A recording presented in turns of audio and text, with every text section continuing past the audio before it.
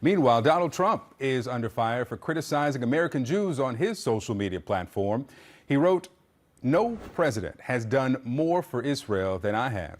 Somewhat surprisingly, however, our wonderful evangelicals are far more appreciative of this than the people of the Jewish faith, especially those living in the U.S. Those living in Israel, though, are a different story. Highest approval rating in the world, could easily be PM, Prime Minister, he says. U.S. Jews have to get their act together and appreciate what they have in Israel before it is too late.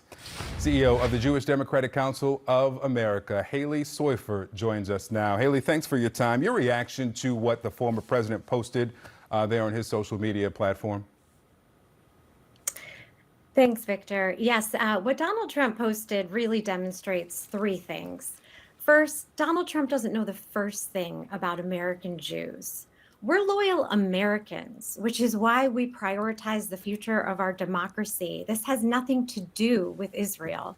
Second, Jewish voters don't support Trump because he's threatened our community and our democracy. He's aligned with white supremacists and extremists, which has directly threatened our security. And third, American Jews overwhelmingly reject Trump and the Republican Party that he leads because we're loyal to our values. The party under Trump has pursued an agenda that's antithetical to our values, whether on democracy or reproductive rights. And this is why Jews are overwhelmingly Democrats. And we're going to show that again in 3 weeks at the midterms. What do you, and again, I point out that you are ahead of a Democratic group, so I understand there is some politics here, but how did you interpret the before it's too late element of this? It's a threat. There's nothing else that can be interpreted there. It is a direct threat to our community.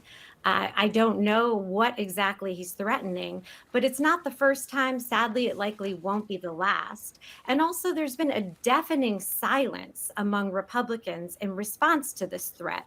Not one elected representative, senator, or candidate on the Republican side has said anything to separate themselves from this threat or from Donald Trump. They continue to cower to him, and their silence is complicity.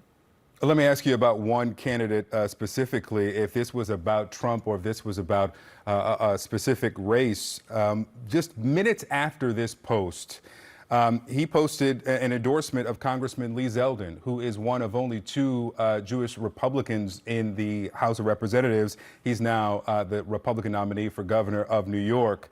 Do you think that that played some role in this post calling out American Jews?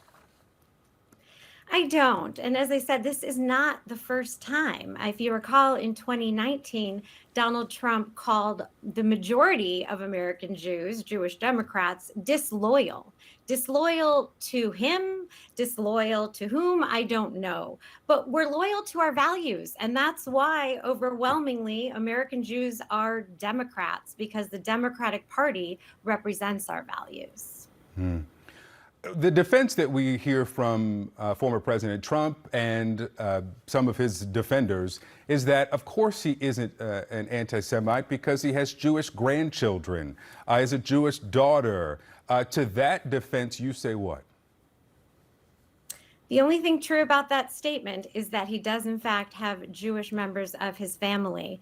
But time and again, he has repeated anti-Semitic stereotypes. He has refused to condemn white supremacy, and he has emboldened and incited extremists, including white supremacists, to attack our democracy. So clearly, whether he's an anti-Semite or not, anti-Semites believe he is their ally. We have heard them repeat the same negative stereotypes that he has used about Jews. He's a danger to our community.